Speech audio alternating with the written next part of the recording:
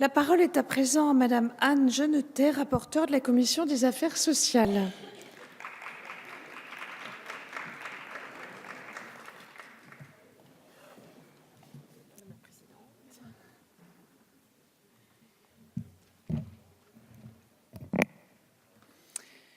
Madame la Présidente, Madame la Secrétaire d'État auprès de la Ministre des Solidarités et de la Santé, Madame la Présidente de Commission, mes chers collègues, en ces temps un petit peu difficiles aujourd'hui, j'aurais souhaité tout d'abord associer à mon propos mon collègue Thierry Michel, qui aurait dû ce soir être en discussion générale, responsable de texte et qui est auprès des victimes à Strasbourg. Et je voudrais le saluer et lui apporter tout mon soutien.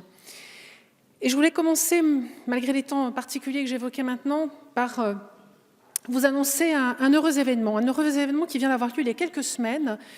Et en s'étant agités tous sur ces bancs, je pense que dans le pays, nous apprécions les heureux événements. Ça ne s'est pas passé en France, mais à Bangkok, où Véronique, qui est une citoyenne française, notre compatriote, a donné naissance à son premier enfant. C'est donc la première bonne nouvelle du jour. La deuxième bonne nouvelle du jour, c'est qu'elle est adhérente à la Caisse des Français de l'étranger qu'évoquait Madame la secrétaire d'État. Et la troisième bonne nouvelle, c'est que grâce à cette affiliation, son accouchement ne lui a rien coûté. Véronique avait été affiliée à la CFE par la filiale thaïlandaise de son entreprise française. En revanche, son amie Nathalie n'a pas eu cette chance. Nathalie, qui a aussi accouché récemment, n'a pas eu accès au service de la CFE car Nathalie est salariée d'une entreprise thaïlandaise en contrat local. Et Nathalie a dû donc débourser elle-même les 3 000 € de facture de son accouchement à Bangkok. La CFE, mes chers collègues, c'est un sujet qui est revenu très souvent et très vite après mon élection. Madame la secrétaire d'État l'évoquait tout à l'heure. Le nombre d'emails que j'ai reçus et les sollicitations ininterrompues sur les réseaux sociaux, sur le terrain ou lors de mes permanences virtuelles dans mes Facebook Live sont considérables. La CFE, c'est aussi l'histoire de Jean-Louis, qui est retraité français en Thaïlande et qui est porteur depuis de nombreuses années d'une pathologie cardiaque pour laquelle, en France, il est sous statut qu'on appelle affection de longue durée. Il est pris en charge à 100%, car la CFE également offre cette possibilité d'être pris en charge à 100%. Et elle va même encore plus loin, elle prend en charge à 100% pour tous les soins et pas seulement pour sa pathologie. Et ça, c'est un élément extrêmement important qui sera maintenu. Jean-Louis est donc très satisfait de la CFE. Seulement, il s'inquiète de cette réforme parce qu'il est inquiet de l'augmentation notamment de sa cotisation à venir. Alors voici quelques explications pour comprendre le pourquoi de cette réforme. Tout d'abord, s'agissant de son statut et de ses missions, la CFE, c'est une caisse de sécurité sociale dédiée donc aux Français qui résident à l'étranger. Et la CFE, je l'appellerais un peu un OANI. Un OANI, ce n'est pas un nouvel oiseau, c'est un OINI, un objet institutionnel non identifié. Car ni tout à fait caisse primaire d'assurance maladie, ni tout à fait assureur privé, mais un organisme privé, certes, chargé d'une mission de service public, géré directement par les personnes concernées, en l'occurrence ses adhérents et les élus, qui sont les élus au sein de l'Assemblée des Français de l'étranger. Sa mission de service public, elle est multiple. Elle est d'abord de couvrir les 3 risques que sont la maladie, maternité et l'invalidité. Le deuxième risque, ce sont les accidents du travail et les maladies professionnelles. Et le troisième risque, la vieillesse. Et cela sans condition d'âge, ni d'état de santé. Aucun autre assureur privé ne le propose. C'est pour cela que la CFE n'est pas un assureur privé.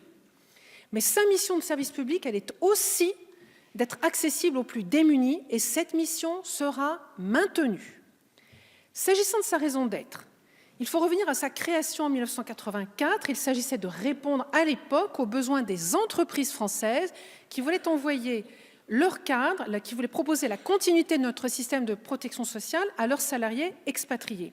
Son offre était donc calibrée pour des salariés d'entreprises françaises, plutôt de grande taille, et qui partaient et qui envoyaient leur personnel pour quelques années en expatriation. Seulement voilà, aujourd'hui le profil des Français qui partent n'est plus du tout le même, il a considérablement changé. Beaucoup moins de grandes entreprises, beaucoup plus de TPE, de PME, il faut s'en réjouir pour notre commerce extérieur, des chercheurs, des étudiants, des retraités, des entrepreneurs, des durées de séjour beaucoup plus longues. Le récent rapport que j'ai mené faisait état d'une durée de séjour en moyenne de 17 années, et bien loin donc du cliché de l'expat cadre supérieur d'une multinationale. Une offre donc devenue totalement inadaptée, trop chère pour des adhésions individuelles, et qui conduisait peu à peu à une baisse du nombre d'adhérents assortie d'une anti-sélection avec de moins en moins de salariés de grandes entreprises et des profils de plus en plus âgés. À plus ou moins long terme, une menace pour sa pérennité. Pourtant, la CFE est une chance. C'est un atout exceptionnel pour nos communautés à travers le monde. Elle est aussi d'ailleurs une chance pour tous nos compatriotes qui sont dans vos circonscriptions, car vous avez chez vous des personnes susceptibles de partir à l'étranger. Et je compte sur vous pour leur parler de la CFE, pour les encourager à s'y inscrire, pour leur garantir cette continuité de la protection sociale et un retour en France beaucoup plus facile. Dans ce contexte, ça c'est un autre sujet, dans ce contexte déclinant, d'ailleurs, je peux vous en parler pendant longtemps, je connais bien le sujet aussi, mais je ne crois pas que ce soit le sujet de ce soir. Donc, poursuivez, Madame le rapporteur. Dans ce contexte déclinant, du coup j'en ai perdu mon texte, hein, c'est pas grave. Il était devenu impératif de trouver un nouveau modèle économique et social, et je voudrais insister ici sur la façon dont ce modèle a été construit, qui me paraît très intéressant. Il est le fruit d'abord de remontées terrain et de l'analyse des dirigeants de la CFE. Ces observations ont été d'abord traduites dans une proposition de loi proposée par un groupe de sénateurs socialistes en 2015. Puis, en 2018, pour simplifier sa lecture, il a été entièrement réécrit avec l'ensemble des groupes politiques du Sénat et voté à l'unanimité au Sénat en tout début d'année. Il s'agit donc là d'un long et fructueux travail de co-construction qui aboutit à un projet équilibré et surtout très attendu. Il nous revient donc à nous, députés, de valider cette avancée pour permettre à nos compatriotes, sur le départ ou déjà établis à l'étranger, de pouvoir bénéficier d'une offre de protection sociale qui soit adaptée, compétitive, abordable et simple.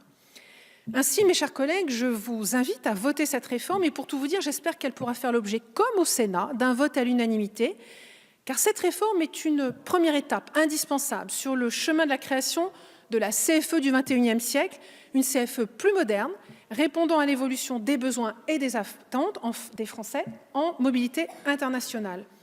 En votant cette réforme, vous permettrez la modernisation de l'offre, en définissant ce nouveau régime de cotisation simplifié, en unifiant le mode de calcul des cotisations des différentes catégories d'assurés.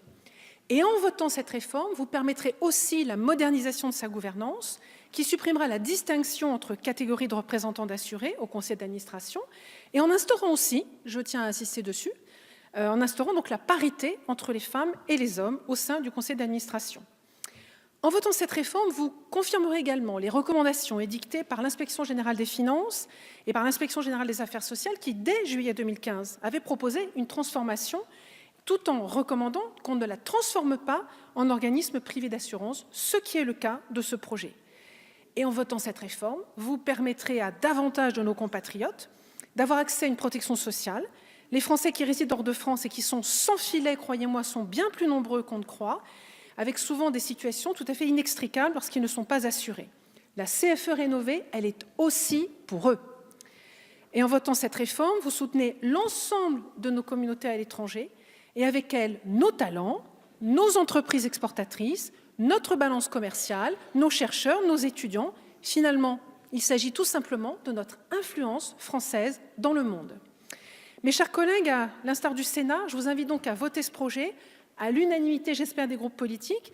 Je vous remercie, mais en vérité, ce n'est pas tout à fait moi qui vous remercie, c'est surtout les 3 millions de Français établis hors de France, et notamment, je tiens à le dire, les plus modestes d'entre eux, qui vous remercieront.